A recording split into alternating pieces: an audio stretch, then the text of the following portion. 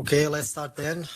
Let's keep it on time. So thanks everyone for coming. I will read some introductory remarks and then we'll go to the presentations, okay?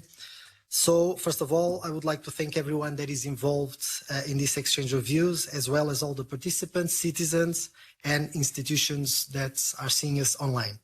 I won't take much time because I do feel that the focus should be on the speakers and afterwards on the Q&A session. However, let me take a few minutes to share some political information and some technical details. Politically, this event has four main objectives. First, start the debate inside the European Parliament on unidentified anomalous phenomena, which is a topic that is dear to thousands of Europeans. The feedback that I've been having from several EU citizens and outside the EU borders has been overwhelming. Secondly, to decrease the stigma associated with the topic inside important sectors of our society, such as civil aviation, the military, journalism, but also politics. Third, and probably the most important, it's essential that all the debates surrounding UAPs is based in the scientific method and held in close cooperation with public institutions, the academia, civil society, and all the professionals that are willing to open and voluntarily share their experiences.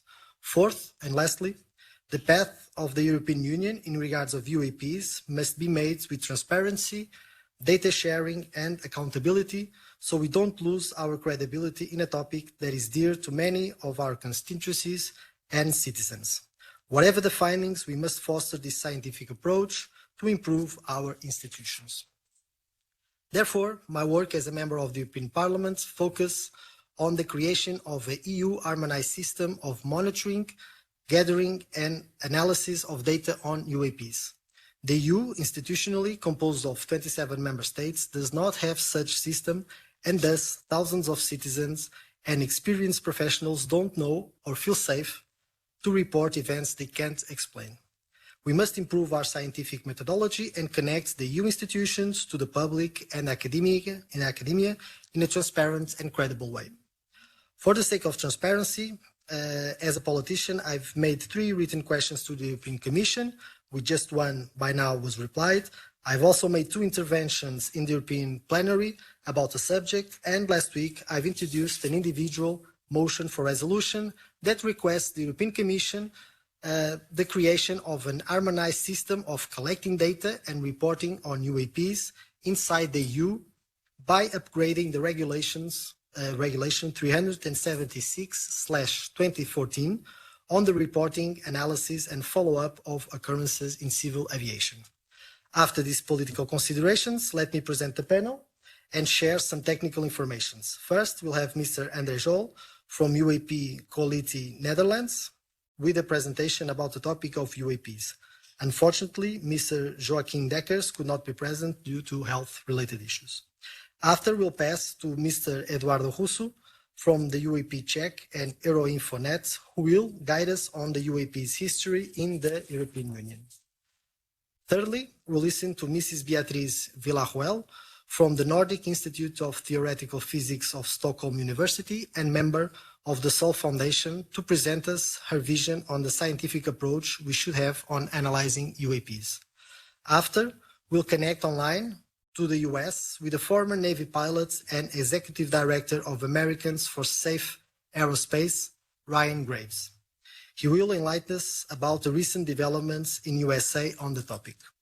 Finally, but not least, we'll hear an important share and testimony of a civil aviator pilot, Christian van Eist. So all the presentations will have up to 12 minutes, and in the end, we'll have some time for questions and answers. For the Q&A, you can make your questions in the chat online or raise your hand if you are present in the room. Please be concise when making your questions and direct them to a specific speaker if possible.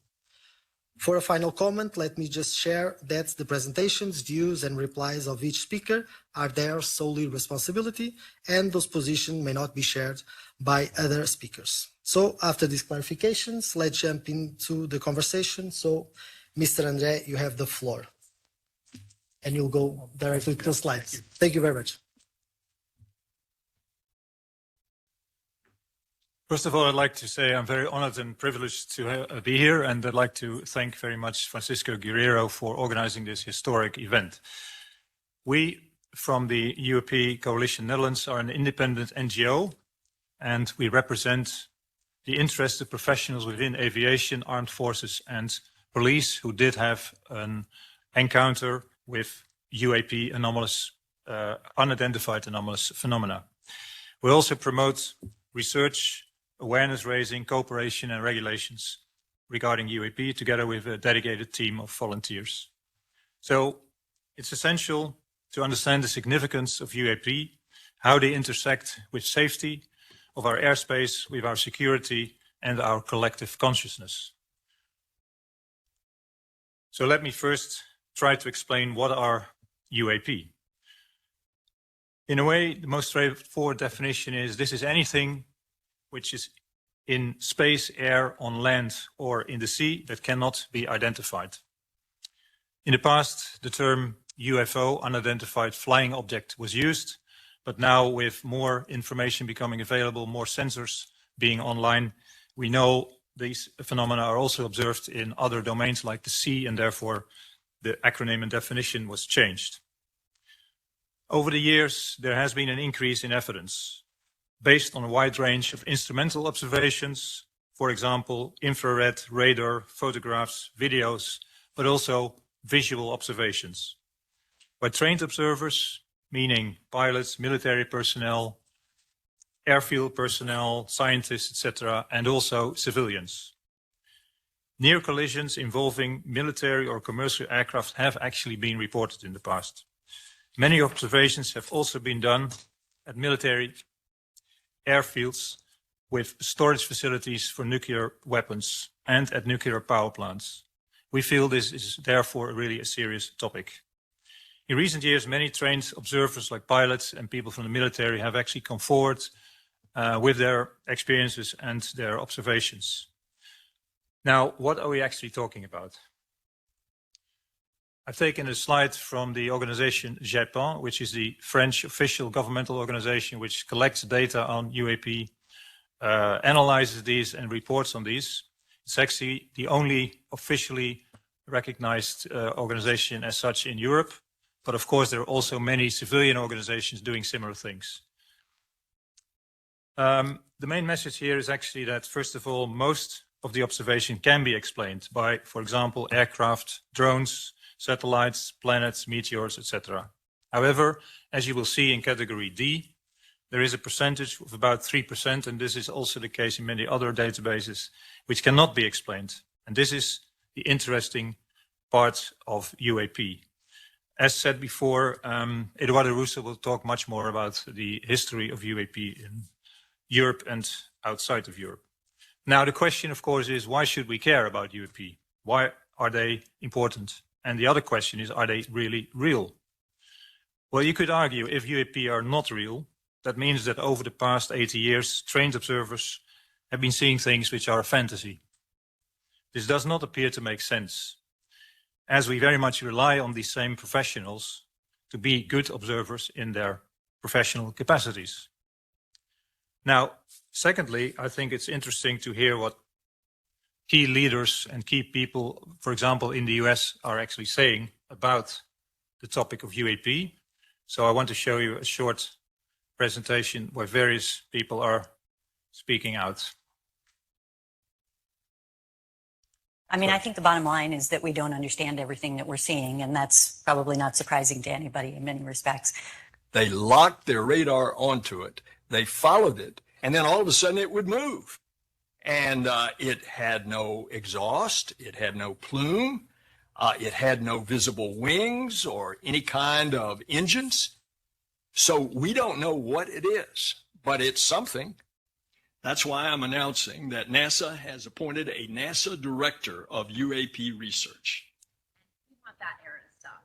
If you see something that they cannot identify, we need to know what that is. There's footage and records of objects in the skies that we don't know exactly what they are. We can't explain how they move, their trajectory. They did not have an easily explainable pattern. This topic is something that has been placed in the science fiction category. However, the occurrence of UAPs near our military bases has been documented and poses a national security threat, especially since so much about them is virtually unknown. Okay, I think that was really interesting to listen to these statements. Another development in the US has been that in 2022, the All Domain Anomaly Resolution Office has been starting, which was explicitly established on the request of the US Senate. It's a department inside the Pentagon that collects and analyzes UAP observations from US governmental professionals and regularly reports on the results. Now, there's a lot to say about these reports. I will not do that here. I believe that Speaker Ryan Graves will give some more insight in his own experiences as a pilot, but also talk about how the interest in the topic in the US has been growing and what are the recent US policy developments. The next question is, can we conclude that UAP poses a potential risk for flight safety? If a commercial pilot with passengers encountering a UAP, this could lead to confusion, distraction, and potentially even a risk of accidents. With 32,000 flights per day in the EU airspace, we feel it's necessary to address the topic. By understanding and addressing the UAP topic, we can enhance the safety and security of our skies. And Christian van Heijst will give some of his experiences and also experiences from other pilots. Another key aspect is the security concern. In this era of heightened geopolitical tensions and rapid technological developments, the presence of unidentified objects in our airspace raises questions about surveillance, defense capabilities, and potential threats. We feel it's imperative that these issues are explored and addressed. It's also interesting to note that China has issued a shoot-down order of UAP in at least one and possibly several provinces. They're using AI to research UAP data, and they consider UAP to be a national threat and a flight safety issue. We also know that the Russian government is aware of UAP and doing research on this topic. I mean, I think the bottom line is that we don't understand. Yeah, sorry for that. So the next question is, what are the specific characteristics of this 3% of UAP which is not explainable? What makes it unique? Experts use the term the 5 observables. Positive lift.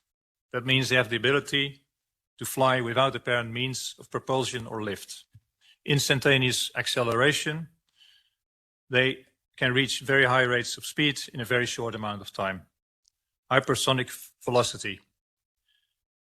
They're able to travel faster, very much faster than the speed of sound, with no sonic boom or other physical effects. Transmedium travel. They seem to be able to seamlessly move through space, air, and water. And low observability. They're able to conceal themselves from visual and sensor observation. So this means that they represent a significant challenge to our current scientific knowledge and understanding.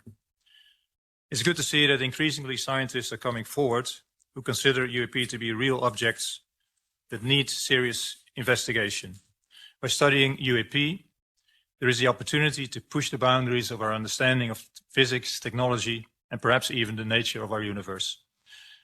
Beatrice Villarroel will of course say more about the research needs and also what is currently being done. The last thing I'd like to talk about is the importance of taking the UAP witnesses seriously. For more than 80 years, professionals from aviation, armed forces, law enforcement, but also citizens who reported UAPs sightings have faced skepticism, ridicule, or even professional repercussions. In this respect, I'd like to mention an example, which is quite famous in the Netherlands. It's the Soesterberg case, which happened in 1979. 12 Dutch military personnel saw, and actually independently partly, a triangular-shaped object around 45 meters in diameter slowly fly over their airbase, which, by the way, was a joint airbase with the US. And to this day, the witnesses feel that they were not taken seriously. This is from documentary recently released by Bram Rosa and showing in many cinemas in the Netherlands. Die weerspiegelde in de lucht door inversie. Dus ze hebben het eigenlijk weggewoven. Ze hebben weggewoven van ja, het zijn luchtspiegelingen, het waren dit en er was dat. Ja, en daar, kijk, dat kan niet. Als er zoveel mensen hier om je heen staan, hadden ze dat 100% serieus moeten nemen.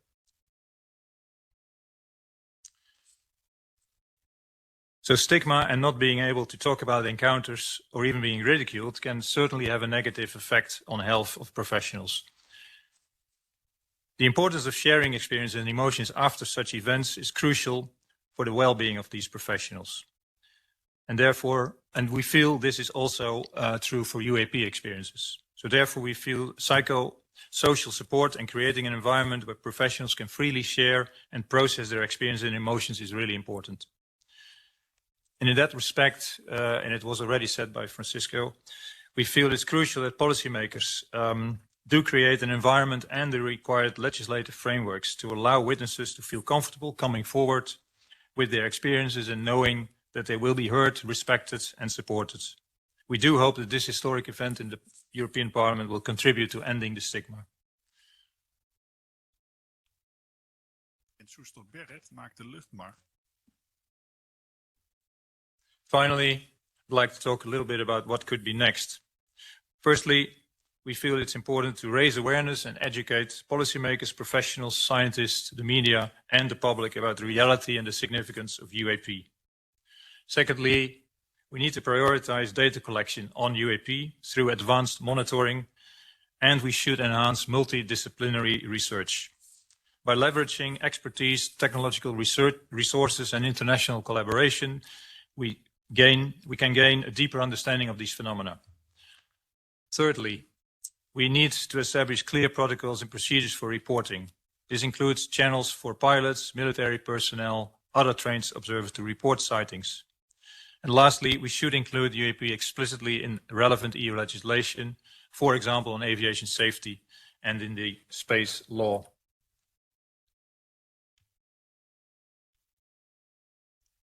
Finally, my last slide. We feel all stakeholders within the EU have a responsibility to address this topic with seriousness, integrity, and scientific rigor. By doing so, we can all ensure the safety, security, and the well-being of our citizens. I thank you very much for your attention, and I'm looking forward for the discussion on the topic.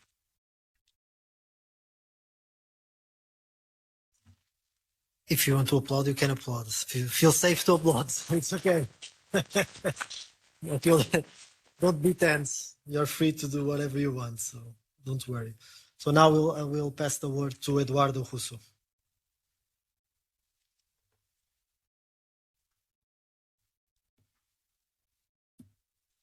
Thank you, everybody.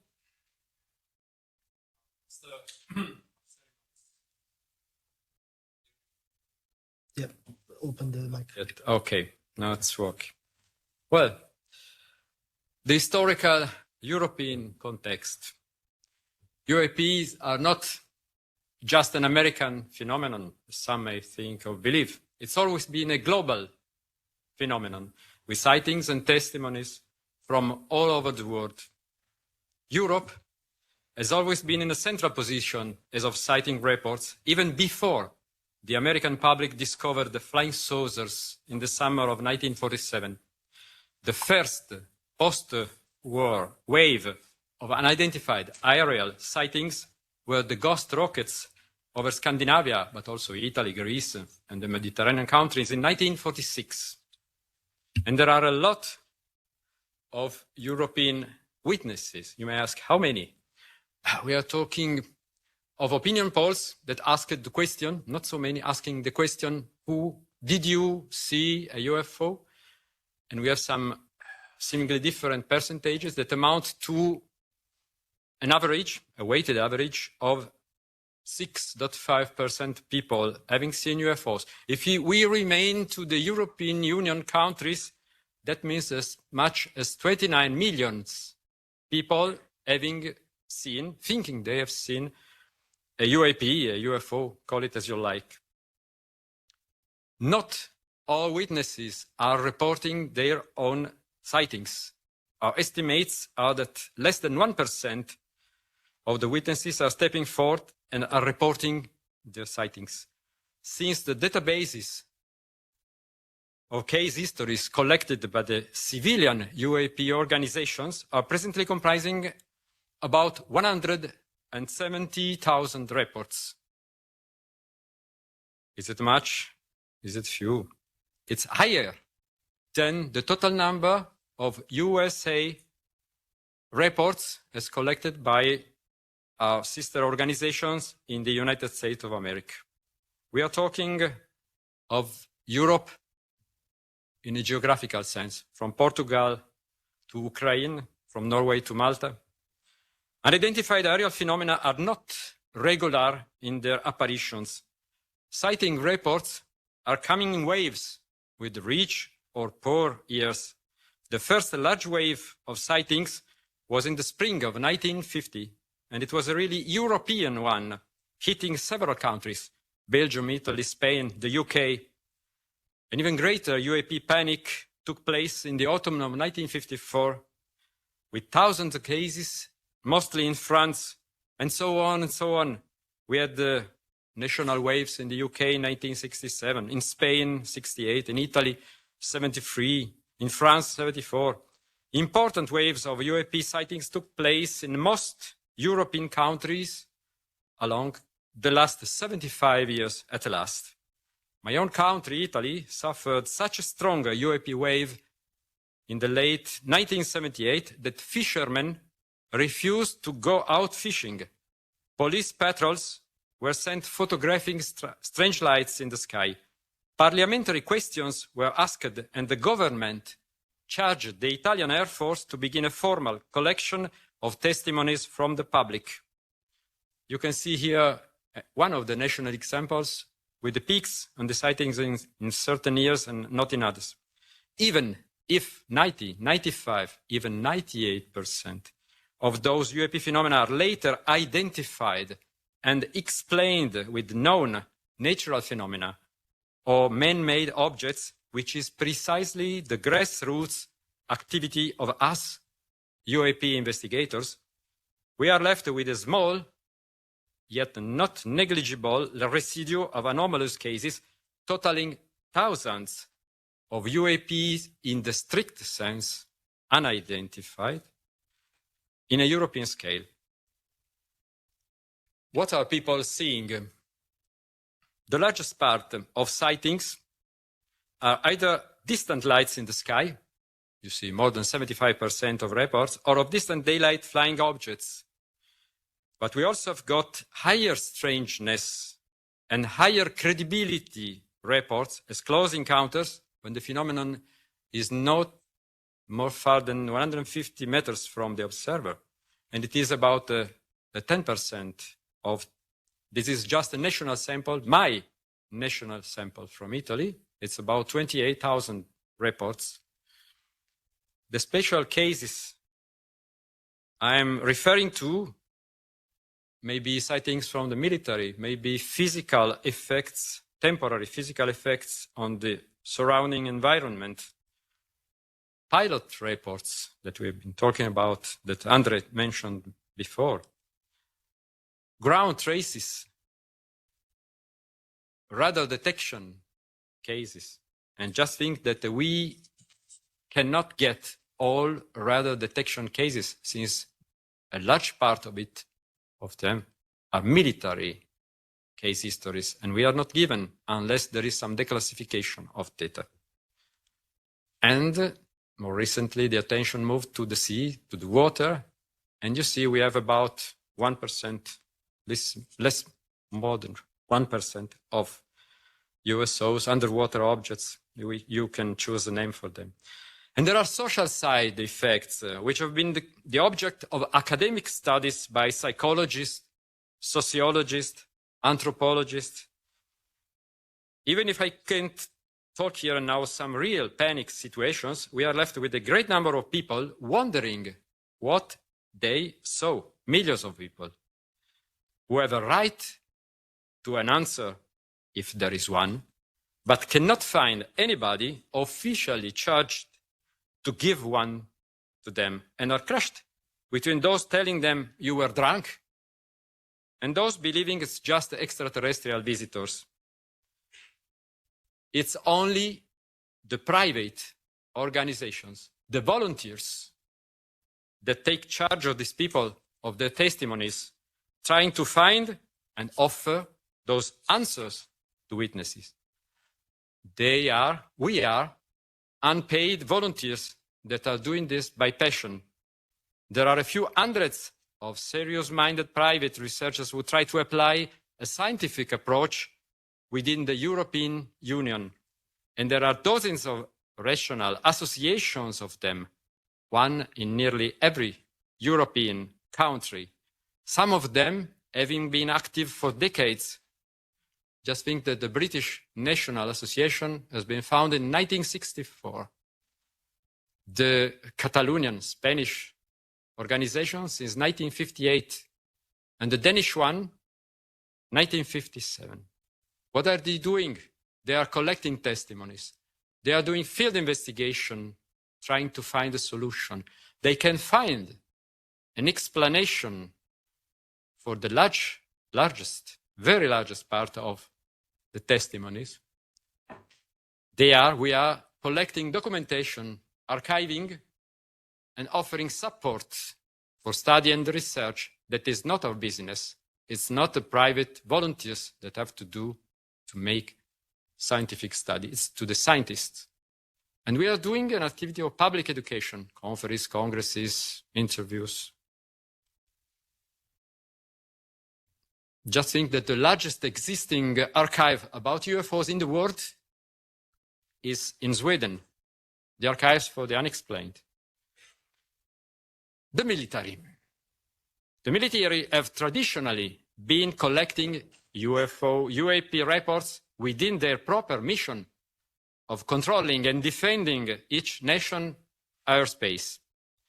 Most, if not all, European countries have had its own military archives of mostly military reports, just like in the USA. We all know about Project Blue Book, but something similar have been existing all over the world, nearly all over the world, and in nearly all European countries. But what I want to tell and to stress is that as many as 10 European countries have declassified their military UAP archives or opened their UAP files in part or in total, which is amounting now to several thousands of reports available for study. What about the other countries? Well, we have another 10, 12 countries that have done the same. But let's remain to Europe now. As for non-military, yet government organizations, I'm not talking about private volunteers, collecting and analyzing UAP reports, can I say that the only one, not just in Europe, but in the world, is in France.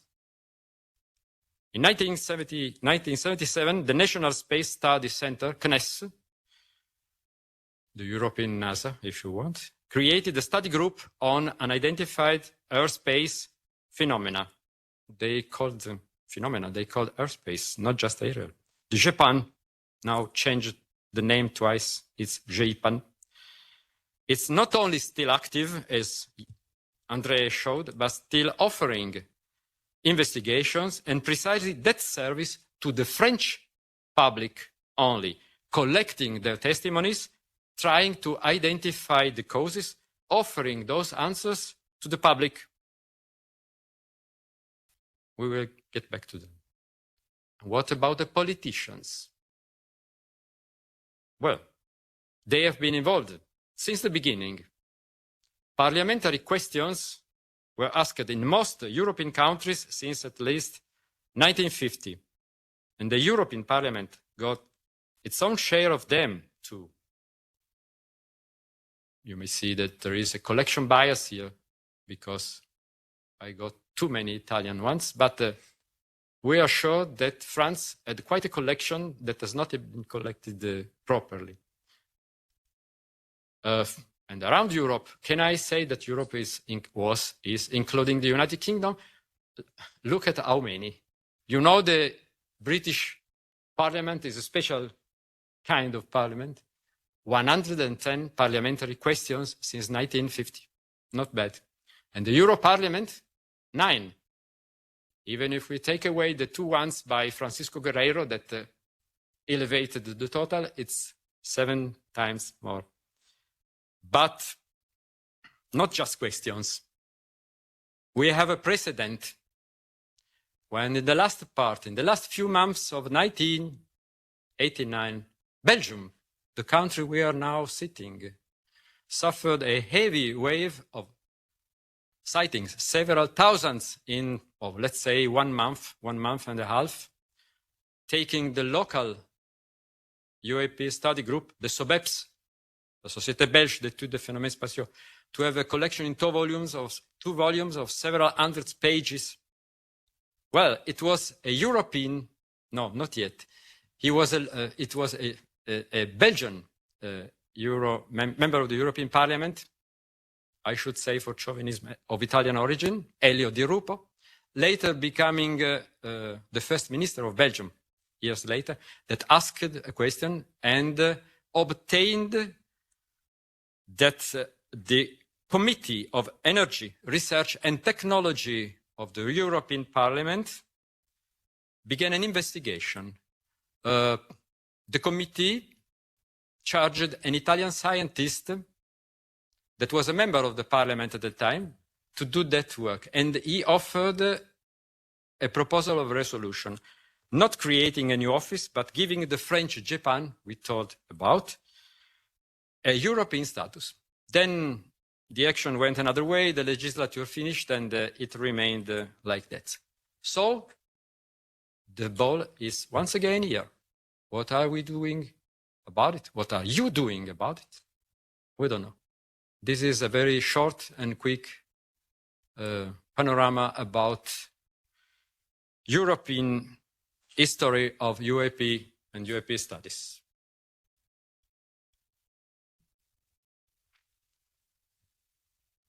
Okay, thank you for the presentation. Just signals the importance of us having a uniform system and an harmonized system here in the European Union to collect this data and to then be dealt by professionals on the matter. So I'll then pass the word to Mrs. Beatriz Villarroel. I don't know if I pronounced it correctly. I hope so. Perfect. Perfect.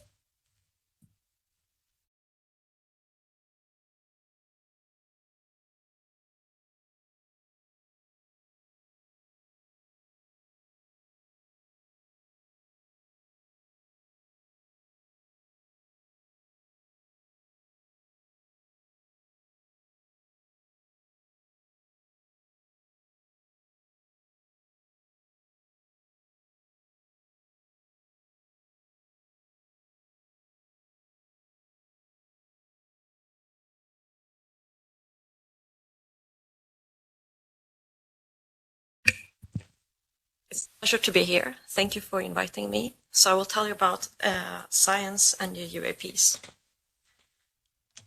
So in 1952, on 19th of July, on an airport, in Washington National Airport, the air traffic controllers, when they were looking at the radars, they saw multiple weird objects that shouldn't be there.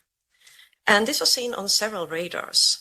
And later, also witnesses like stewardesses, pilots, saw things in the air at the same time. And during these weeks, especially during these 2 consecutive weekends, there were multiple objects seen, multiple radars that were moving had weird movements, really big speeds, and many witnesses saw this. There were something like 500 sightings in US of UFOs reported that month, like 35 times more than on average. And what happened in this time period, where they even had like fighter jets hunting for these mysterious objects that nobody knew what it was.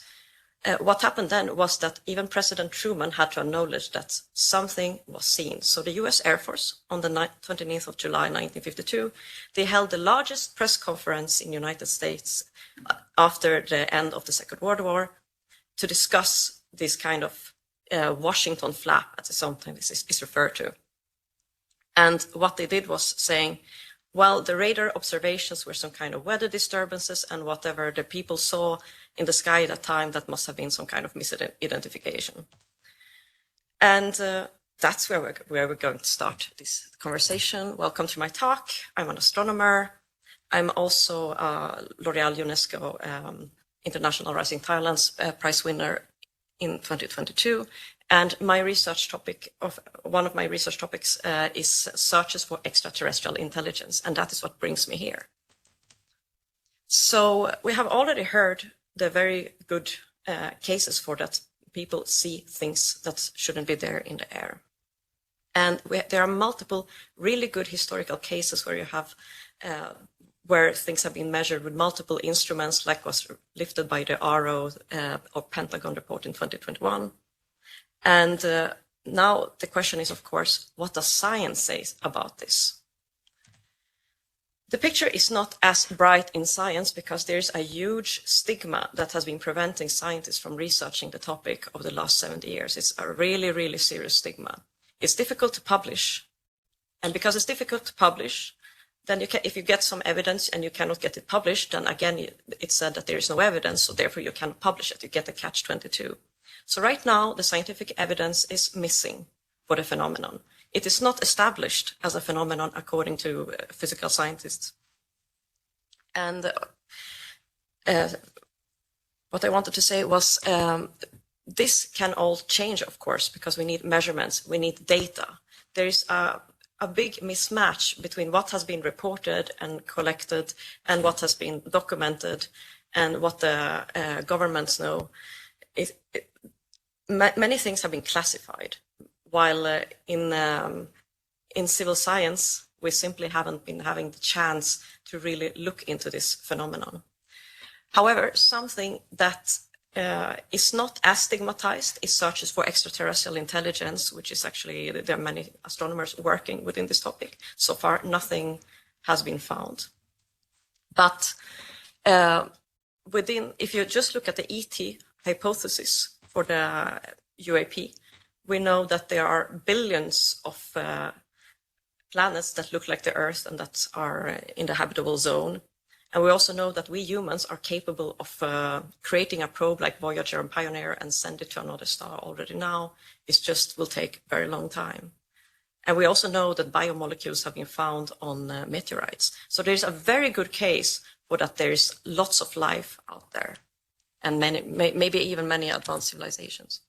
So NASA last year, they made a report. They had a panel of 16 people, and they had a look at the UAP evidence, and they found actually a number of mysterious metallic orbs in images, and they started a UAP directorship. So there is now a UAP director at NASA, which means this is a topic we should really take seriously. And there are different methods for studying UAPs.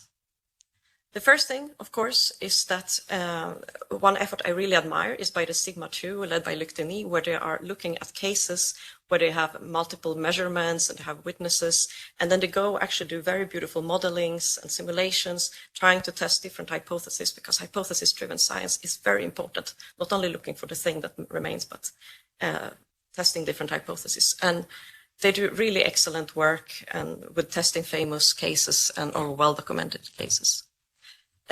Another very, very famous effort now is the one of the Galileo project, where they are building a system to detect everything that moves on the sky with, let's say, with radars, observations with optical telescopes, with infrared cameras.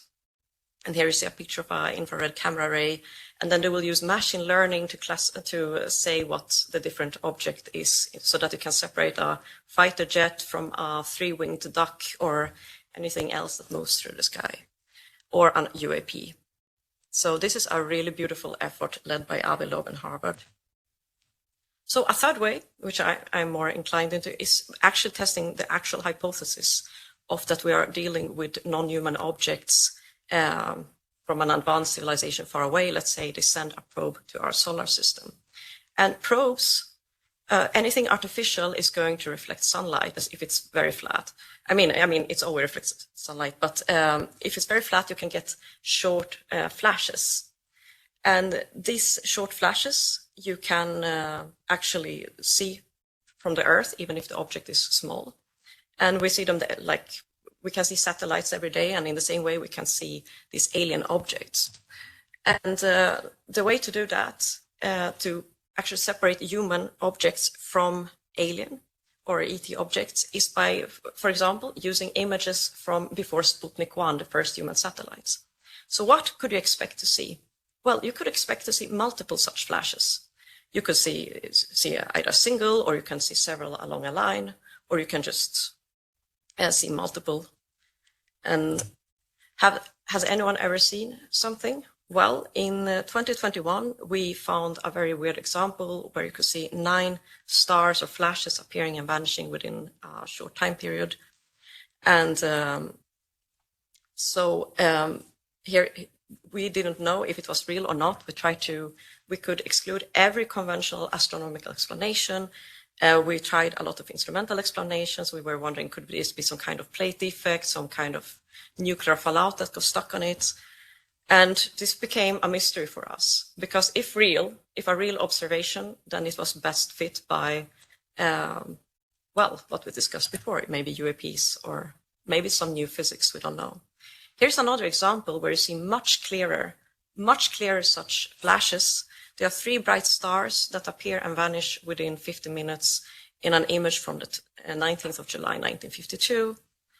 And this was published in the monthly notices of Royal Astronomical Society, which is one of the most respected astronomical journals. And it was posed as a mystery. When it comes to things that are aligned, here you see another example of several along a line from the 27th of July, 1952. And the probability to get such kind of flashes or just any objects in a line is 1 in 10,000. You can estimate it. This has not been published because it's faced huge stigma during the review process. However, those who took note of my introduction might also recognize that there's something funny about the dates I presented, and that's that they happened right during the Washington flap, which we don't know if this is a coincidence or not. And these are our both most beautiful examples, and they were found before I ever heard about the Washington flap. So how can we actually test this? Well, we have designed a separate experiment where we're going to have a network of telescopes, of wide field telescopes with high-speed cameras that are looking specifically for these kind of fast flashes. And the goal is to detect something, to verify it in multiple telescopes. But once you have multiple telescopes, you can also localize it. And if you localize it very well, you might be able to bring down the object to the Earth. And as I said, we will try to localize the object through the use of multiple telescopes. And by controlling the distance between each telescope, you can actually also focus your searches far outside our atmosphere, because I'm not interested to deal with any human objects. I want to be far away from any satellites or anything of national security interest. And the ExoPro project is going to be specifically designed to avoid anything human. We also have a special method to remove all these millions of pieces of space debris that is currently contaminating our skies. So we have developed a method for that. And we then can get rid of all satellites and all space debris, and we can really focus on flashes from extraterrestrial objects. And once you have an object, you can also characterize it through its spectrum. You can see, what is it actually? Is this flash some kind of reflection, or is it something some intrinsic emission? And now you know the place, you have characterized the object, you know when it appears. You can actually send a team there to pick down the object, because we humans are capable of bringing down objects to the Earth, like was the OSIRIS-REx, for example, brought down a sample of an asteroid in September 2023. It's a very beautiful project. So we have all the technology to do that as well, if we need to. Here was a very nice simulation that unfortunately cannot be shown in PDF. So I will just leave you with the topic of what can European Union do for us scientists to be able to carry out our research work, to search for UAPs, and to get the infrastructure we need to carry out our research. And I want to thank you for it very much. And so if there are any questions, I'm happy to take them now or later.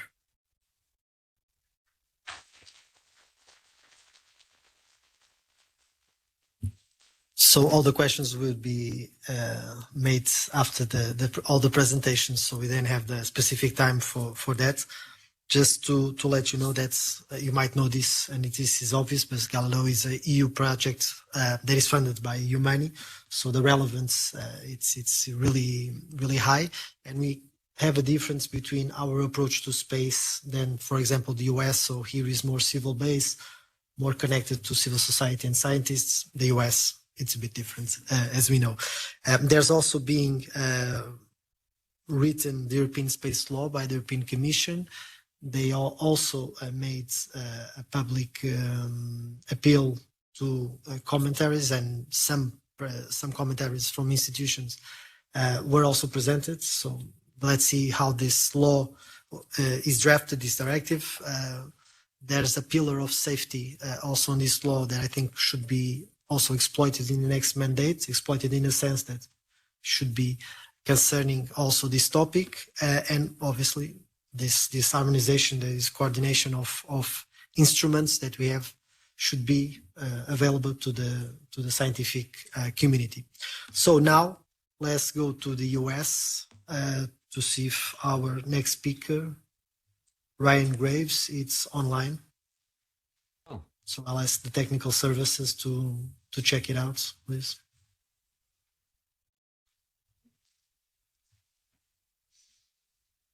Hi, can you hear me?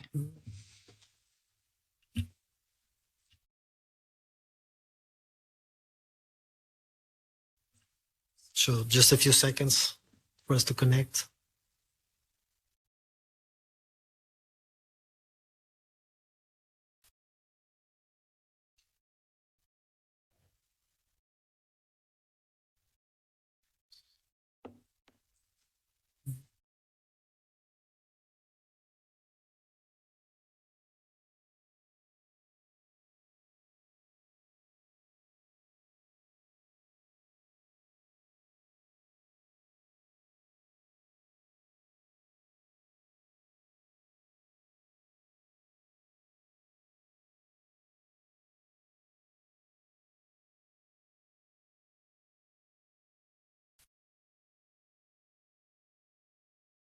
There's always some technical issues.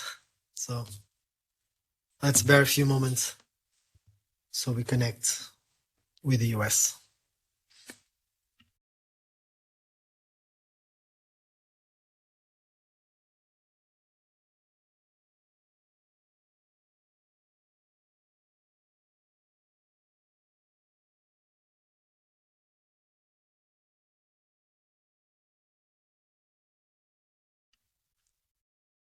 If we cannot connect now, we probably go to the. It's on? Okay. Hello. Oh, we can see him. Hi, can you hear me? Hello, Ryan, we can see you. Hello. I can see and hear you. Can you hear me? Listen to you. Just a second.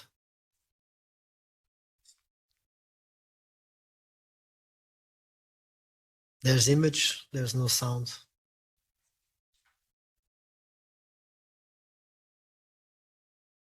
One, two, three. Hello, can you hear me? So we have sound, but we have feedback. Just let us try to fix this. Sorry.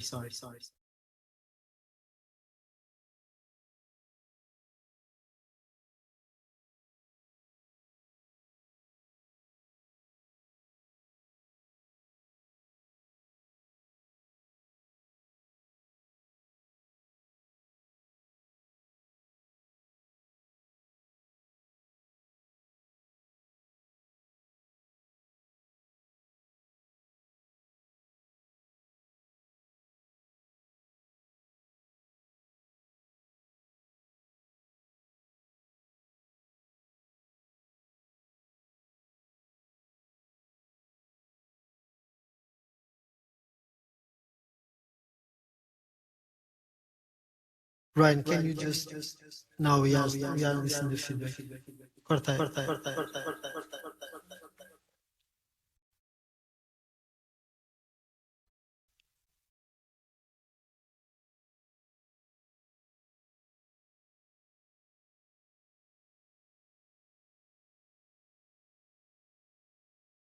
So let's just pass the next speaker probably, and we'll try to fix this technical problem. Ryan, if you are listening to us, bear with us a few more minutes. We'll pass to the next speaker, and then we'll try to solve this technical problem, and you'll jump after. Okay? I guess so. Sounds good. So, please.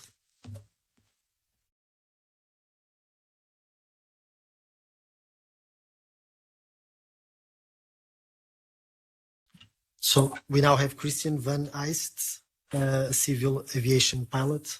Sorry if I mispronounce your name. It's fine, okay.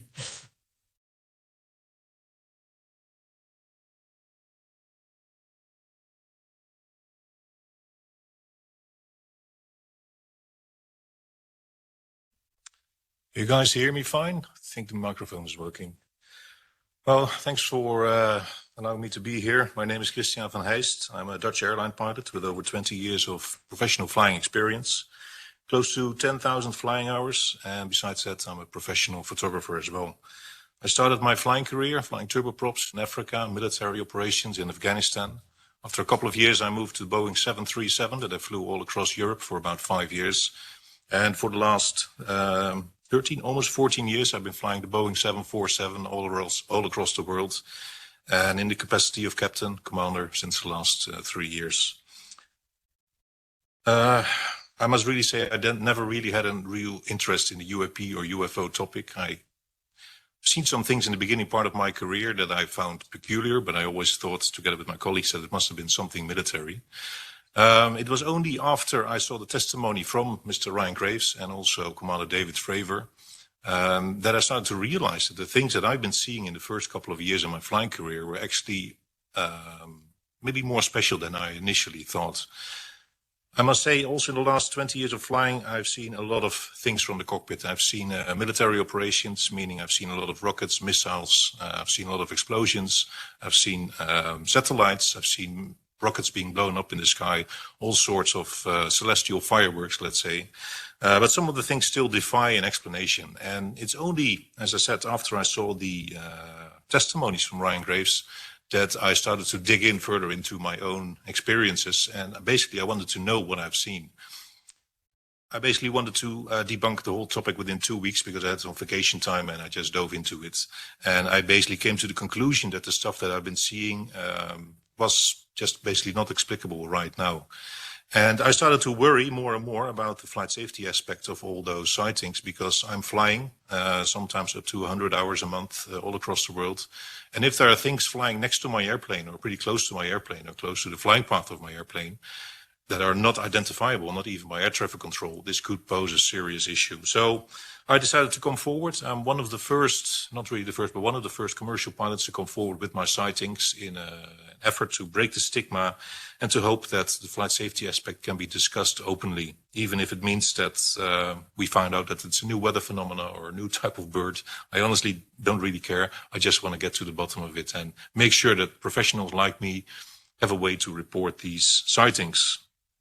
Now, about my own sightings, as I said, in the last 20 years of flying, I've seen a lot of interesting things. The most anomalous were actually only taking place in the first few years of my flying career, and they always took place over Europe, which is important to note, because many people think that the UAP or UFO topic is something from Hollywood, it's American, but I can assure you it's definitely not. My first sighting was over Germany at night. It was a bright light that basically fell vertically down with an incredible speed. It disappeared into the clouds below. It illuminated the clouds below our airplane, indicating that it was something really outside of the cockpit. It wasn't just a reflection that I've seen. And even my instructor, which was flying next to me, it was one of my first flights as a commercial pilot, was really shocked by what we saw, and I never found an explanation for what it was. Almost 4 years later, I saw something very similar over the coast of Greece. It was a clear bright day, no clouds, no thunderstorms around. We were flying at around 36,000 feet, and suddenly there was just roughly 10 kilometers ahead of us and a little bit to the east of us, a bright light falling vertically down. The moment we saw it, I think it must have been coming in at an altitude of around 60,000 feet, which was the moment we could actually see it coming into the window frame. And it fell down within, let's say, roughly 1.5 seconds into the sea, just disappearing into the Adriatic Sea. We quickly made a short calculation on the back of our hands, and we calculated that it was moving, not even falling, but vertically moving with a speed of around 30,000 kilometers an hour, which is hypersonic, which is just incredible.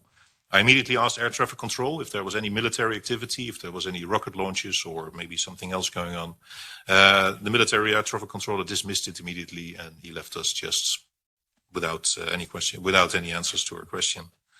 Another sighting, which happened over Greece, it happened in the same night that the carrier group with the USS Theodore Roosevelt, the American nuclear-powered aircraft carrier, was passing by just south of our location.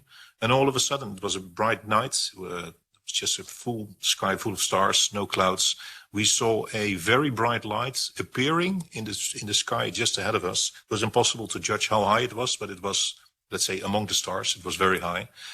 It disappeared and reappeared 4 times in succession. It was moving not like any satellite or airplane I've seen. And the 4th time it reappeared, it shot out with instantaneous speed, and it just disappeared among the stars. I have no other way to explain it, but the speed was just instantaneous and absolutely incredible. And we've never seen anything like this before. Neither my colleague who was sitting next to me saw it as well.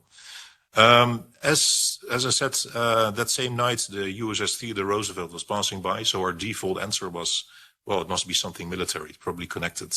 But still, it was always in the back of my mind because I simply cannot even imagine what type of technology or propulsion could generate such an instantaneous speed. And the 4th sighting that I had took a little bit longer than a few seconds. It actually took almost a full hour. I don't know if we can switch to the next picture. It was over a flight over Spain from Amsterdam to Malaga with a Boeing 737. We just passed into Spain over the Pyrenees. It was sunset. The sun had already set below the horizon. And all of a sudden, my colleague is asking me if I could identify the strange type of flying airplane or flying object that was ahead of us. As you can see in the picture here, it had a really strange shape. And the reason why we were really curious on what we were seeing is that we were flying already at an altitude of 41,000 feet, which is significantly higher than most commercial traffic. We were flying this high because we're pretty much empty. We also got a direct course to the airport of Malaga because the airspace was pretty much empty. We were the only ones flying there, so we didn't have to follow any highways in the air. And for about 15 minutes, this object, whatever it was hanging ahead of us, significantly higher. And it didn't show any signs of a contrail, no tail, no engines, which you normally see when we spot other airplanes in the sky. And after about 15 minutes, it didn't move relative to our position. It didn't change altitude. It didn't grow bigger or larger or smaller, indicating that it would move to or from us. So after about, as I said, 15 minutes, I contacted air traffic control, the civilian air traffic controller, asking what type of airplane it was, because we were just wondering what kind of machine this would be. The air traffic controller was really surprised. He said, no, as far as I know, you guys are the only one over the entire Iberian Peninsula. So he asked us to describe what we saw, and he was absolutely clueless. And after a couple of minutes, he came back to me. He said, well, military air traffic control wants to know what you guys are seeing because they're very interested as well. This was, by the way, in 2010. I'm not sure if the date is important, but anyway, it was already a while ago. So military air traffic controller was interested. I told him all the details, and he basically confessed to us that there was no known traffic all the way up to Morocco, for as far as he knew. No military activities, no weather balloons, absolutely nothing going on. So we were just left clueless with what we've seen. We saw the object all the way up till our descent into Malaga, which was almost 55 or 60 minutes later. And for a full hour, we just saw this object straight ahead of us. It didn't really pose a threat, for as far as I know, at least. It was pretty far away. But for the longest time, it's now already 14 years ago, I've just been wondering what I've been seeing. And I'm really disappointed that I was never able to report this sighting anywhere. Later on, I found out there are websites like organizations like UAP Check or MoveOn. For me as a professional, I was not really interested in the topic, and I was not even aware of those organizations. So I was just left absolutely clueless with my sightings. Since I came forward about 2 years ago publicly with podcasts and interviews, a lot of my colleagues have come forward privately, both in flight and also after the flight during dinner, with their own experiences, which are sometimes much more significant than my own experiences. Some of my colleagues have reported glowing or silver objects hovering next to the flight deck, next to the cockpit of their airplane, sometimes flying close to the speed of sound. Some of them have reported groups of pulsating lights overtaking them while flying at significant altitude and speeds. And also other colleagues have seen different sorts of lights, pulsating lights, etc.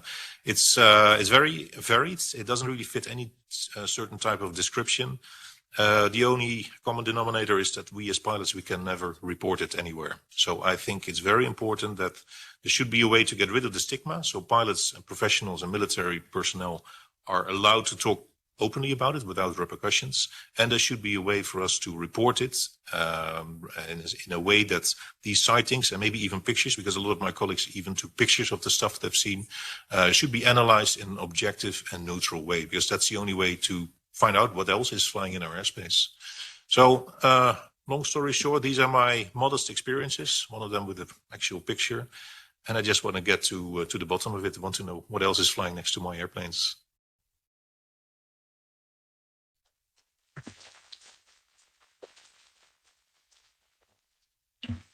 Thank you. Let me underline the courage that it takes for several professionals to talk about their experience, but also our responsibility of not taking them seriously, and do create a system of transparency that professionals of this specific area, but others, can feel free and safe to report their findings, and then having the scientific methodology to analyze this data and understand what it is, besides the noise that we all know surrounds this topic. So I think we should focus always on the experience, on the technical parts, on the scientific approach that we should have to these debates, but also the political initiative that should also lead here in the European Union, because we are talking about thousands of flights that occur every year in the European Union. And well, this phenomenon is not just related to civil aviation, but also space. And we also know that some of these occurrences also happen at sea. So let's see if our current... let's try. Yeah, let's try the Ryan from US. Hello. Hello. Can you hear me? The anticipation. It looks like they can hear me online. Hello, Ryan. Can you hear us? Yes, I can hear you. We can hear you. We cannot see you. No image? Is your camera on, Ryan? It is, yes. Yes. So we solved one part of the problem. It's better than nothing. Let's try to have an image also. Bear with us.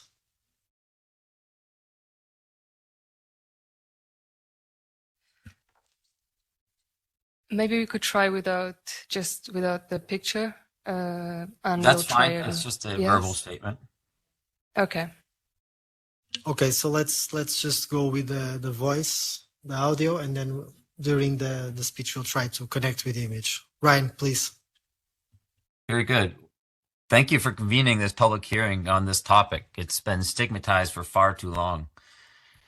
Unidentified anomalous phenomena or UAP are real, observed, and documented by credible sources, yet we know very little about them. Thanks to efforts like today, we are starting to see that change.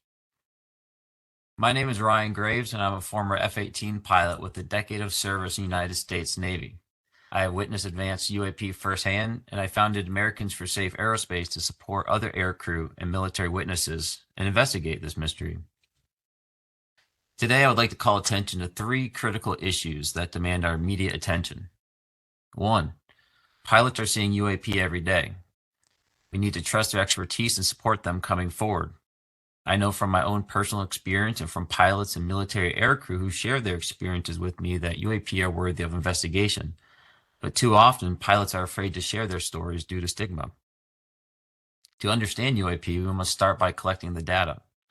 As we convene here, UAP are in global airspace, but they are grossly Sorry, Ryan, we just lost the voice. We had your image, we had your voice, we had both. But then, Check. sorry for the technical problems.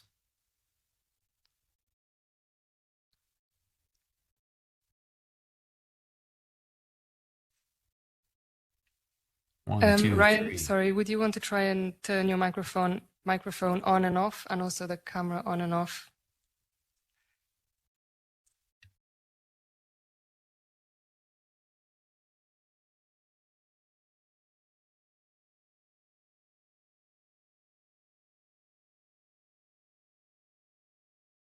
Does that help?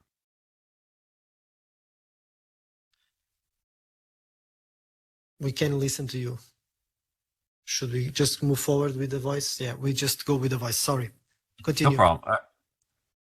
All right, very good. To understand UAP, we must start by collecting the data. As we convene here, UAP are in global airspace, but they are grossly underreported. These sightings are not rare or isolated, they are routine. Military air crews and commercial pilots, trained observers whose lives depend on accurate identification, are frequently witnessing these phenomena, but are either unable or unsure how to report UAP officially. 3, government plays an important role to destigmatize UAP and to investigate the phenomena. The stigma attached to UAP is real and powerful. It silences commercial pilots who fear professional repercussions and discourages military witnesses from sharing their reports. Governments can help by taking reports seriously and creating mechanisms to collect UAP data and investigate and evaluate it to solve this mystery. 4, UAP are a global phenomenon and international civilian collaboration is important. There's enormous potential to work collaboratively to better understand UAP. Whether it is through advocacy, international dialogue, or scientific collaboration, the scope of UAP will not be fully understood without global civilian partnerships. I'll take a moment to share my story. Excuse me. In 2014, I was an F-A-18 pilot in the Navy Fighter Attack Squadron 11, the Red Rippers, and stationed at NAS Oceana in Virginia Beach, Virginia. After upgrades were made to our jet's radar system, we began detecting unknown objects operating in our airspace. At first, we assumed they were radar errors, but soon we began to correlate the radar tracks with multiple onboard sensors, including infrared systems, and eventually through visual ID. During a training mission in Warning Area Whiskey 72, 10 miles off the coast of Virginia Beach, 2 F-18 Super Hornets were split by a UAP. The object, described as a dark gray or a black cube inside of a clear sphere, came within 50 feet of the lead aircraft and was estimated to be 5 to 15 feet in diameter. The mission commander terminated the flight immediately and returned to base. Our squadron submitted a safety report, but there was no official acknowledgement of the incident and no further mechanism to report the sightings. Soon, these encounters became so frequent that aircrew would discuss the risk of UAP as part of their regular pre-flight briefs. The UAP we encountered and tracked on multiple sensors behaved in ways that surpassed our understanding, appearing motionless against hurricane force winds, accelerating to over Mach 1, and outlasting our fighter jets. This experience, shared by many other aircrew along the eastern coast, continues nearly a decade later, and the identity of these UAP remain unknown. Recognizing the need for action and answers, I founded Americans for Safe Aerospace. We believe that UAP present an urgent priority for both aerospace safety and scientific inquiry. Our focus is on improving public education of UAP, breaking stigma, and working towards better transparency and disclosure. I'm proud and honored that more than 12,000 people have joined us in our mission at safeaerospace.org. Anyone can join, and I'm confident this is just the beginning. Last year, I testified before the U.S. Congress. The organization has also become a haven for military and commercial aircrew who have witnessed UAP. One of the biggest challenges these witnesses face is reporting and the absence of safe intake processes. We are actively working with commercial and military witnesses who have come forward to us and shared their accounts. We work with each witness on a case-by-case basis depending on the witness's goals, but typically they contact us for help navigating official channels in the U.S. government. In cases with policy implications or where further investigation may be possible, we have helped witnesses share their experiences with members of Congress, professional staff of the Senate Armed Service Committee, investigators at the All-Domain Anomaly Resolution Office, which is tasked with investigating UAP, and other agencies. The majority of witnesses who have contacted us are commercial pilots at major airlines. Often they are veterans with decades of flying experience. Pilots are reporting UAP at altitudes that appear to be above them at 40,000 feet, potentially in low Earth orbit in the gray zone below the Kármán line, making inexplicable maneuvers like right-hand turns in retrograde orbits, or J-hooks. Sometimes these reports are reoccurring, with numerous recent sightings north of Hawaii in the northern Atlantic. Some of these reports may represent Starlink satellite flaring, but many defy easy explanations. We are working to improve resources to assist pilots with these identifications. In January, I'm proud to share that the Safe Aerospace for Americans Act was introduced in order to give commercial pilots an official, confident, and direct channel to report UAP encounters. If pilots see something, they should be able to say something and learn from it. Other witnesses I work with are military veterans who are sharing UAP encounters with our airspace and oceans. The most compelling involve observations by UAP by multiple witnesses and sensor systems. In these cases, again, most witnesses want their accounts documented and evaluated by the U.S. government, but there is much more work to be done by the U.S. military to support UAP reporting. I believe military and commercial aircrew witnesses who reach out to Americans for Safe Aerospace are just beginning. We're really only scratching the surface, and more witnesses will share their experiences once it is safe to do so. We believe that safe reporting is crucial to uncover the truth and better understand UAP, and we are committed to supporting pilots and advocating for their voices to be heard by elected leaders and government officials. Briefly, I want to share a few of the problems and challenges that we face addressing UAP in the United States. First, at the most fundamental level, the need for improved reporting and data collection cannot be overstated. I believe more than 90% of UAP events go unreported in the United States. Secondly, UAP transparency remains a challenge. UAP represent a national security problem as much as a scientific opportunity. As a result, there is a delicate balance of UAP information that can be made available to the public responsibly. The U.S. military has a vested interest to keep military secrets secret. Even under landmark UAP transparency legislation, the Disclosure Act of 2023, that was passed into law with several key provisions removed, such as the Civilian Review Board, the President, as Commander-in-Chief, has a right to delay disclosure of UAP records indefinitely for national security reasons. Therefore, there is a unique role and public benefit for nonprofit organizations, academics, scientists to study UAP and make those findings publicly available.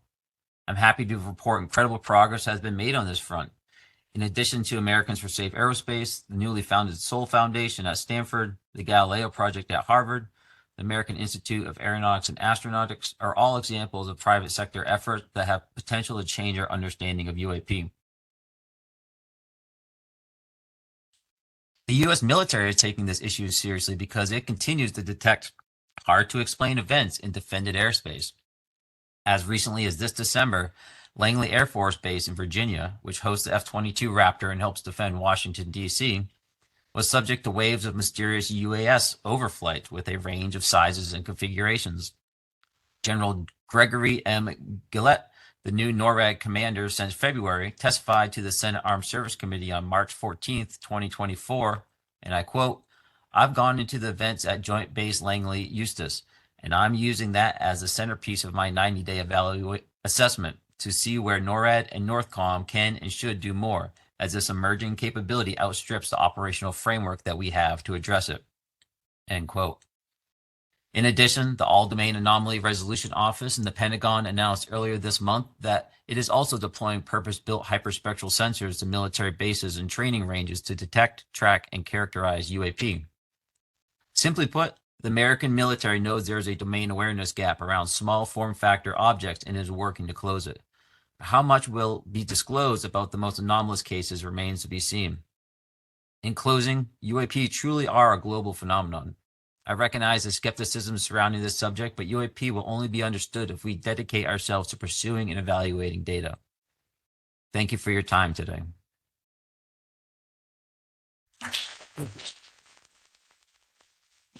Ryan, can you just test your camera, please? Okay, we see you now. In the end, we see you. Okay. So at least we have you for the Q&A. We can see you. We did listen to all of your presentations. Thank you very much.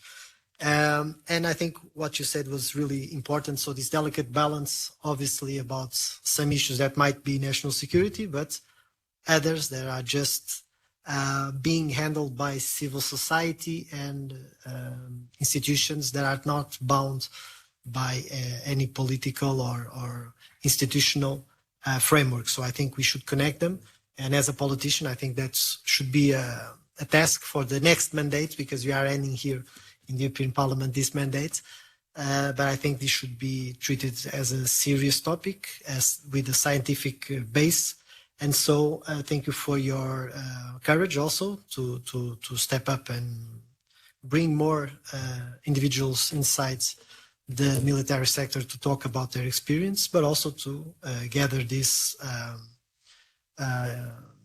instruments so these professionals can clearly present their experiences. And also you and several others pushed legislation in the US that helped also these professionals to talk about their experience. So now that we listened to these very interesting and important presentations, let's go to the Q&A.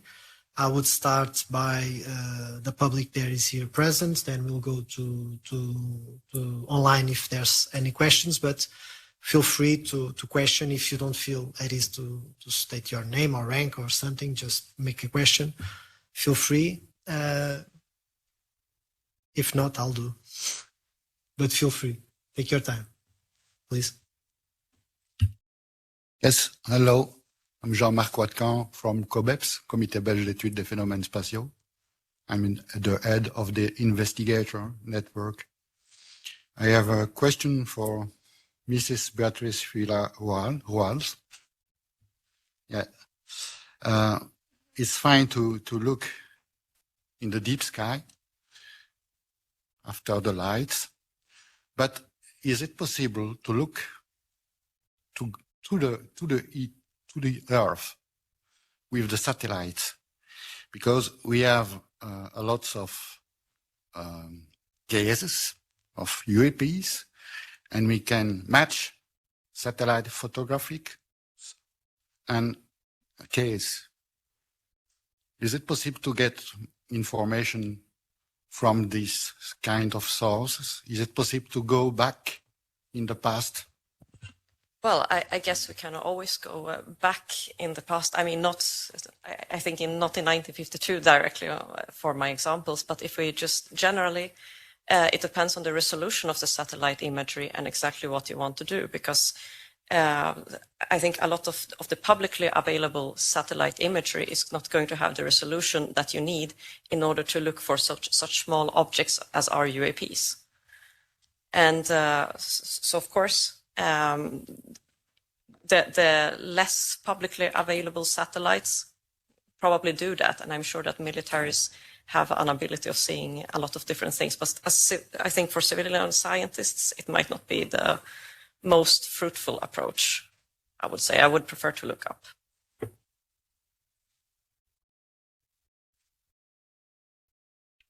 Yes, so just for those who are here in the room, if you want to make a question, do it. You just press here the button, you speak to the micro, and then you shut the micro up. And yeah, please. Hello, I'm Frederik de Laere from the Belgium UFO hotline, and we receive every year about 200 observations. We are very critical, skeptic, you may say, because since the start of hotline, we received 3,700 observations, and only 54 we cannot explain. So my question was if there are going to be place in this European initiative for civilian organizations like us, because I think a lot of information that we have that the scientists don't get access to. So that was the question. So I guess that was directed to me. Yes. Well, there's a political decision. So I introduced this individual motion for resolution that has to go to a specific committee that has to be decided by the servants of the parliament, and then it is approved or not by the chair of that committee with the consensus of the other groups. This is just the first phase, but I think if you have a political will, then you can adapt that will to a position that is specific in the legislation. And I do feel, even by the experiences that are here brought up, that civil society and several NGOs should also be included in this process, so we can absorb the maximum capability of their experience and data, and then analyze it through probably a multidisciplinary committee. But for me, it's obvious that the civil society must be involved like it is involved in so many other issues. And so I think we should also stop the stigma of talking about this, because let's put into the final point. Imagine that this is nothing. Perfect. At least we all know, we all have the data, we can all arrive to the same conclusion. But if it's not, we also all have the data, we all arrive to that conclusion. And so the path should be this, and I think politically we should always include civil society, although, as Ryan stated, some issues may be from national security concerns, but I would say that those would be just a slight minority. But again, civil society should also be included, of course. Yeah, please. Thank you. My name is Lee Dines, and I'm the European Advisor for the Scientific Coalition of UAP Studies. The SEU is a think tank consisting of scientists, engineers, and other professionals who dispassionately research UAP. SEU has over 250 members, many from European countries, and approximately 90 of our members have PhD degrees. My question is to Christian. Christian, what steps specifically can be taken with the aviation community to encourage pilots to report UAP sightings without fear of ridicule or professional repercussions, ultimately fostering a safer environment for data collection and analysis? I think first of all there should be a form or a way, or maybe an app where pilots, professional observers can submit their sightings, including all the data that they can provide, altitude, location, duration, you name it. And besides there should be a central point for collecting that data and analyzing it, maybe in reference to other sightings, known sightings, or even space and weather phenomena. And I think the only way to do that is by basically build up a centralized database organization to collect the data. And I think in the EU it makes sense to centralize this on a European scale. There are some initiatives locally for different nationalities, different nations to collect the data, but I think this should be a European database.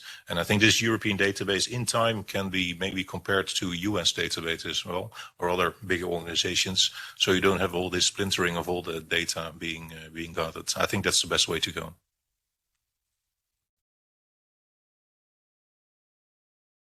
So let me just make a question that pop up here on the chat online. These are not directed to anyone, but just one is directed to someone. So there are a few, but I will just make the one that is clearly directed to someone.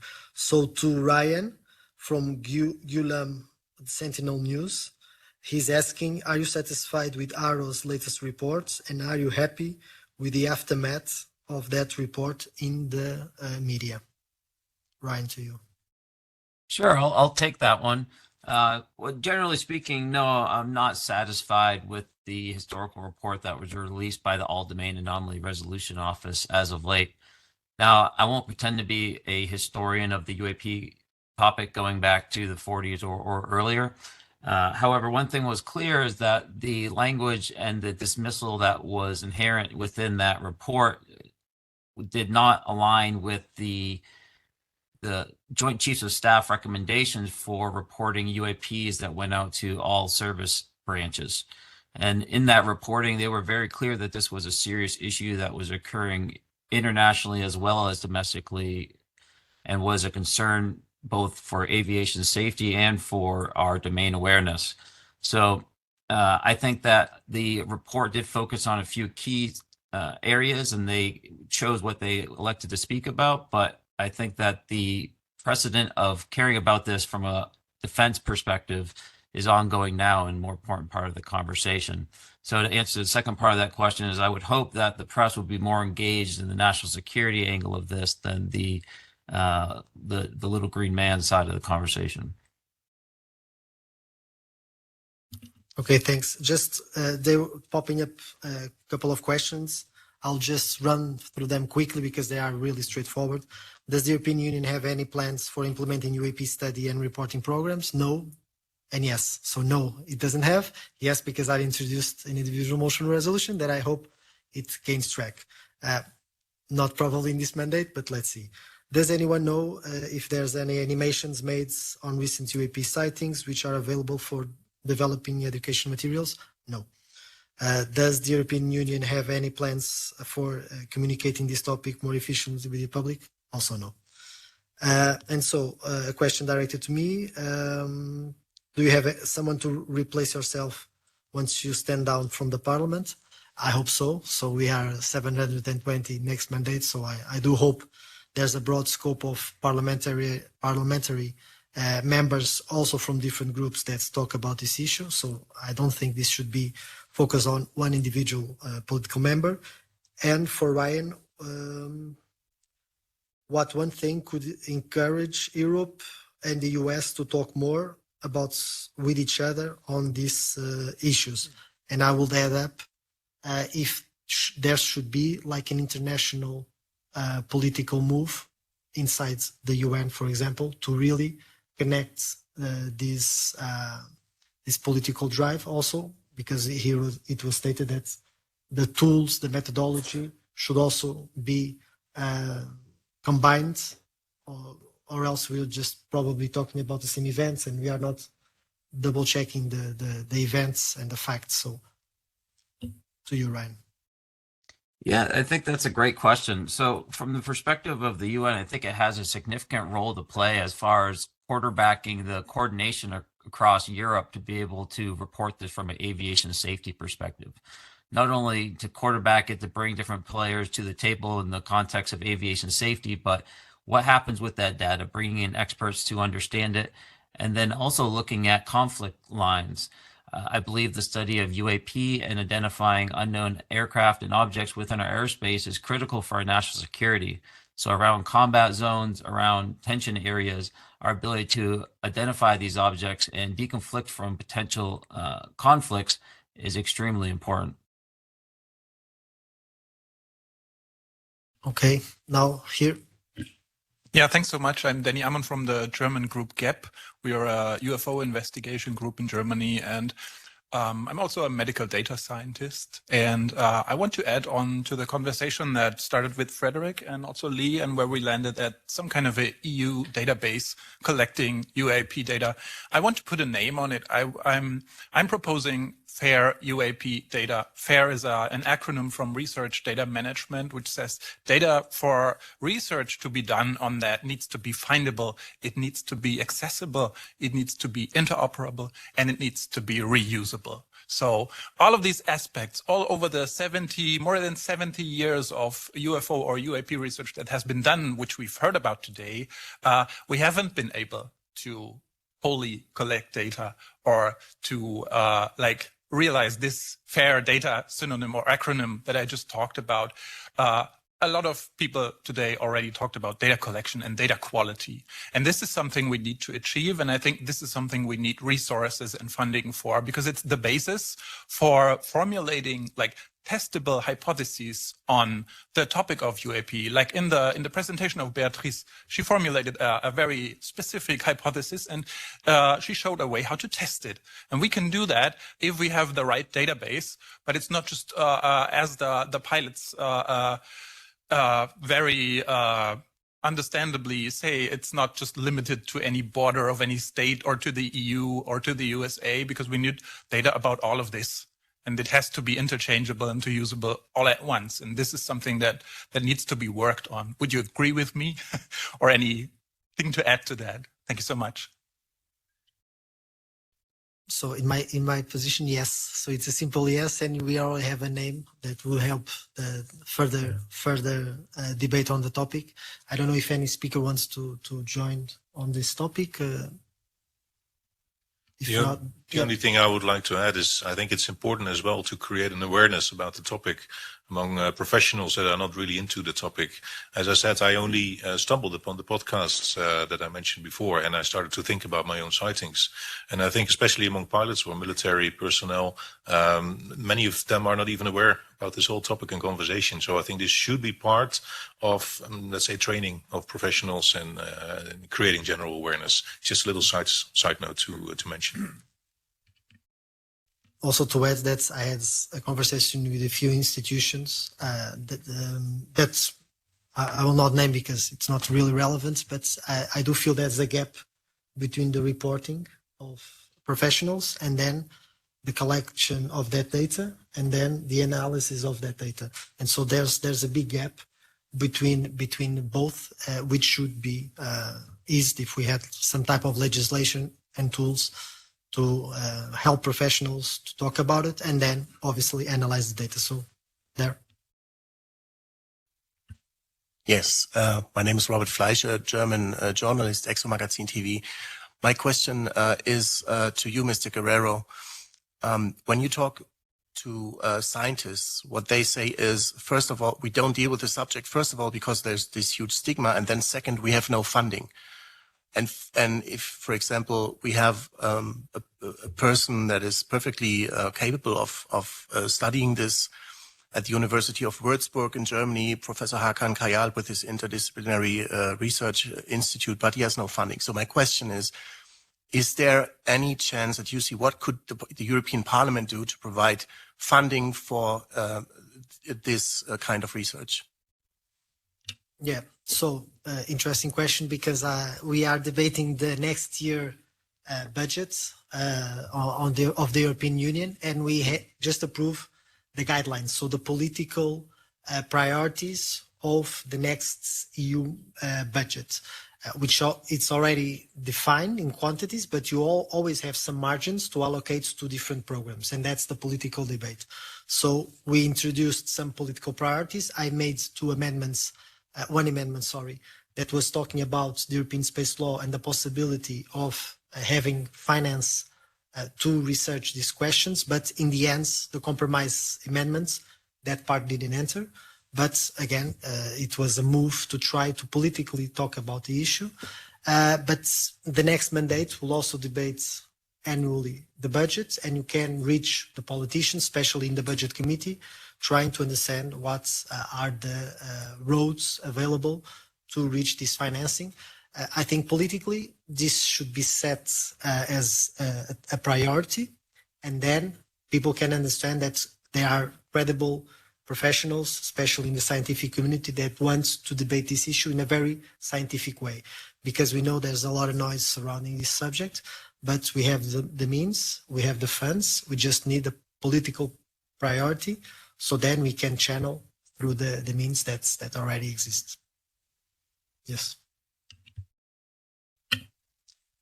Hi, I'm Peter Skavish with the Soul Foundation. I'm the executive director. I'm a cultural anthropologist as well. I have a question for everyone on the panel. We have a lot of activity, as we've noted today, on UAP taking place in the United States, but we found it difficult because of the amount of energy we devote to the topic there with limited resources to build bridges to Europe. So what could the US government do to help all of you on the one hand, and what could civil society organizations like ours do as well, in the way of collaboration on data sharing, policy building, and even diplomatic and interparliamentary activity? Well, I would say that first, these political discussions are very relevant for us to kind of decrease the stigma surrounding this topic. Also presenting the speakers that have very scientific and concrete experience and positions and presentations is also, I think, a very important step. And then afterwards is just a political will. If you have the political will and you have players in both sides, you can go through very institutions. You can go by parliamentary events, because we know that there's a bipartisan push on the US. Here, we still don't have that political will, but imagine that we have in the next mandate. There then can be like a coalition of efforts to try to push this topic to another level. So again, for me, and I've been here for 5 years, it's more a political will, and then you'll find the tools to arrive to those cooperations. There are, I think, would be gradual. So as we saw, first events, then the exchange of experience, then people get together, then they analyze what can be done, and step by step, we approach this topic in a very scientific and open manner. I would go to that person that was there that I ignored because I didn't see you. Sorry. Yeah, good afternoon. Thank you for the initiative and inviting us. I'm Jose Penedo, Chief Political Affairs of European Union Aviation Safety Agency, based in Cologne. I want to make just a remark, just because there are civilian pilots as well here. There is already a system in place in the EU for reporting. There is a regulation where the pilots and other professionals can report already. It's open to everybody of the professional association, and this is existing already. That's to say that the EU has been active on that. It's not that there is nothing, as you mentioned, and you can have access to our website. It's explained everything there, and we have been in touch with you, MEP Guerrero, and we have been exchanging. So there is already something there. Can be improved. We can talk about funding and more tools, but it's already something where you can freely, based on just culture, report to the EU, in this case EASA, but on behalf of the Commission and the EU. Is this related to the regular flight safety and airprox reports that pilots are supposed to submit, or is this completely something else? Is this specifically for UAP? It's free for professionals to report. And but is it specifically for UAP, or is it flight no, safety no, in no. general? This is a different story. Of course, it's everything. Yeah, but you can report everything there.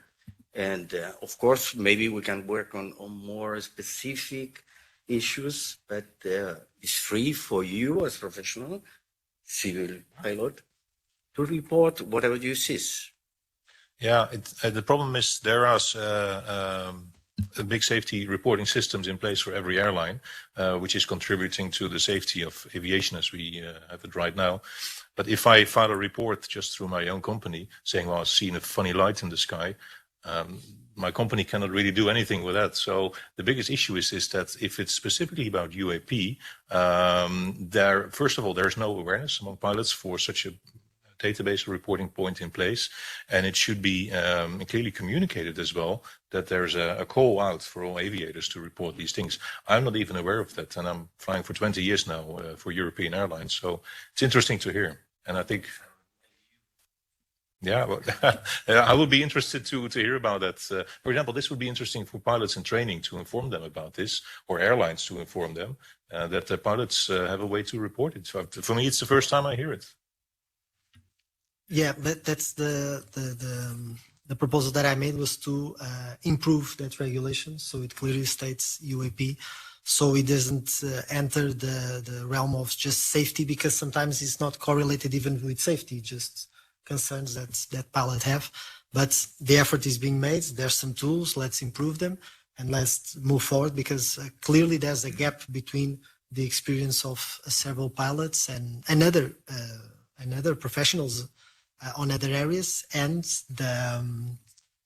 the connection between then the collection of data and then the monitoring and the reporting of those data to civil society also and to institution, because communication is lacking also in several ways. So I'll just give to... Yes, thank you. I am Michael Vaillant. I am working for the French GEPAN since 16 years.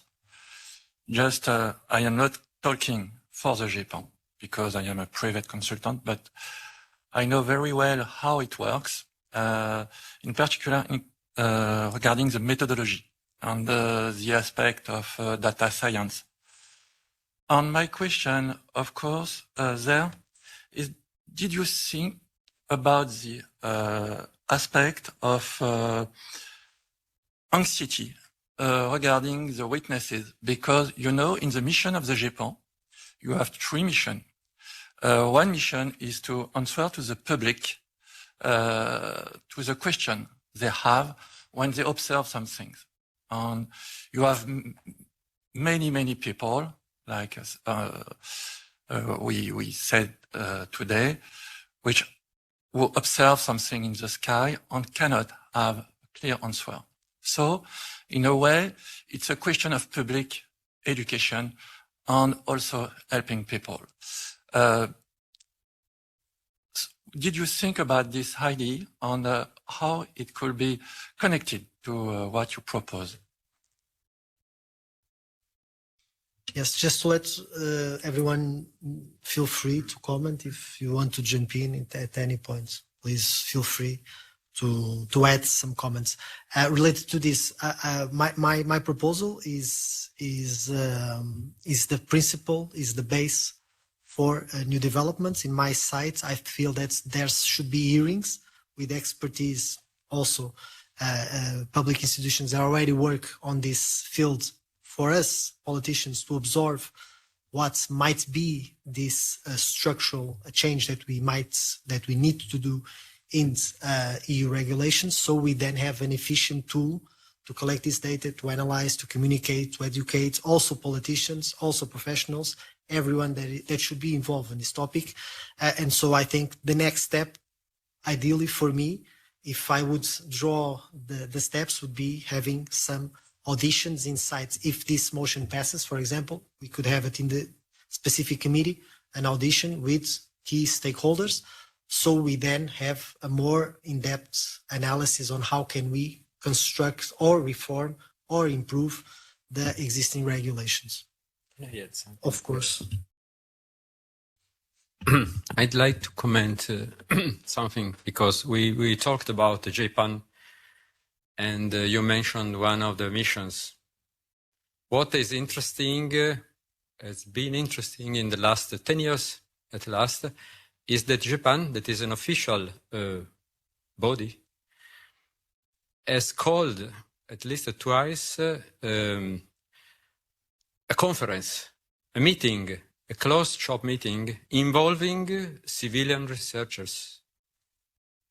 It was some scientists, it was some UAP researchers getting together to compare methodologies about the collection and analysis of data. This is an example that we should follow. I feel sure that Japan is going on this route, but any other institutional office, procedure, and so on might profit from 70 years of experience and of knowledge of those that have been going on doing this work for free as volunteers, because it's a large quantity of information and documentation that may be shared, not just open another office like Brian was saying, the all domains anomaly resolution office that is not talking with anybody else. We don't even know what they are doing concretely. We can see some output,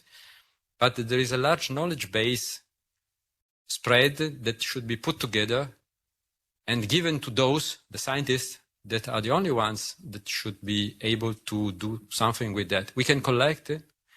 We have done it. And so it's a good way to work together. Just to let you know that we have more or less 50 minutes and then we have to end our event. So you can be, because you didn't speak yet. Yeah, thanks very much. Actually, I'd like to come back on the point about the current activities of the European Aviation Safety Agency. Unfortunately, the colleague just left, but we feel the current system, we looked at that, is actually not sufficient. Of course, pilots could use it, but the topic of UAP is really not explicitly included in the regulation. So our suggestion is that we would sit together with a number of civil organizations working on this topic and come up, and of course including pilots, and together come up jointly with how we feel this could be improved. And I think if we propose this to you, or maybe directly to EASA, that could be helpful. So that's one comment I'd like to make. The other one is actually coming back to the point made earlier about what we could do together with the US. I think the organization ASA, the aviation, the Organization for Safe American Airspace, is very relevant and important. And I think we can learn from them. I'm impressed actually that you were able to initiate a whole change in the legislation in a rather short period of time. I would say you did it last year. Maybe you can expand a little bit on how you actually achieved that. Did you go directly to the people in the House of Representatives, from the Senate, etc.? But I think we can learn from that and see how we can actually jointly, with a lot of people sitting around the room, think about how we can collaborate with you, also how we can learn from you. Thank you. Yes, so Ryan, after this last intervention, you can jump in, okay? Yeah, I just wanted to add something about the EASA form. It's a pity the gentleman had to leave already. But I would like to suggest that EASA might consider adding a UAP field, or specifically a way to report UAP in that form. The gentleman mentioned, and I think it would be a valid question as well if EASA would be willing to spend some money and budget into educating pilots about UAP, and also in an effort, long-term effort, to get rid of the stigma. I think these three things are connected, and EASA can play a key role in this process. We'll convene these informations for sure to EASA. Ryan, if you want to jump in. Certainly. I'll just add very quickly on that last point that education is extremely important in this topic.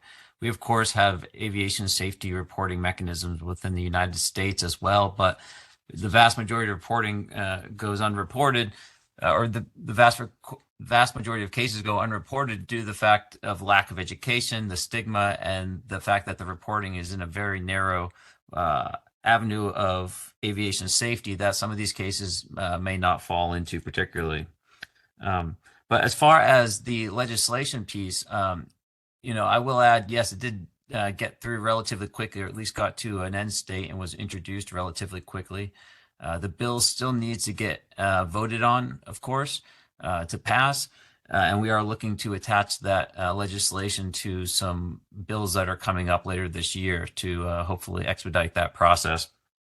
But in order to make that bill move through the process as quickly as possible, there was a lot of work done before. And that work consisted of reaching out to pilot unions, to, in general, to different stakeholders within that would be affected by the bill. But that involved pilot unions, pilots themselves, the FAA, Aero, and other offices that would be affected by this change. And we went back and forth to ensure this legislation would be beneficial to all those different parties that are looking to get better information about this problem.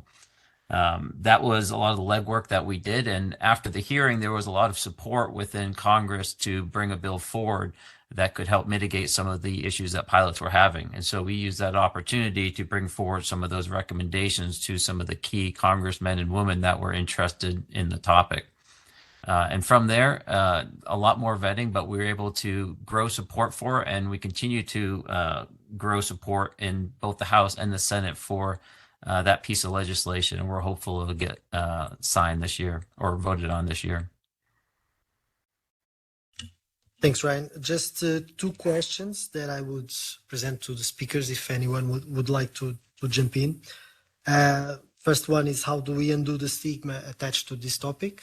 So if anyone wants to add on this.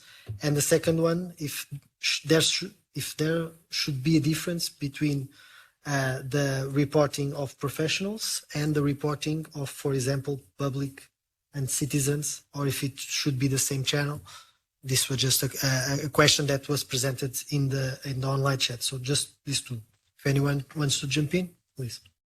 In regard to the topic of analyzing data from professionals like so-called credible observers, I think it's important to make a distinction between people who see something in their backyard, let's say, or professionals who see something during their work. It's not because those sightings might be more credible or not.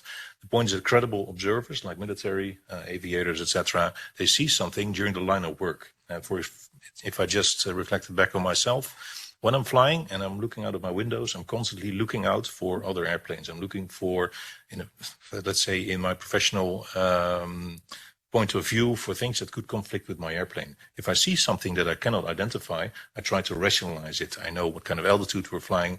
Possibly I can take picture of it. I can report all the data that comes with it. And people who see something, let's say, in the backyard or during a walk with their dog, it's very difficult to establish the circumstances in which they've seen something. And I think those kind of anecdotes might be very interesting.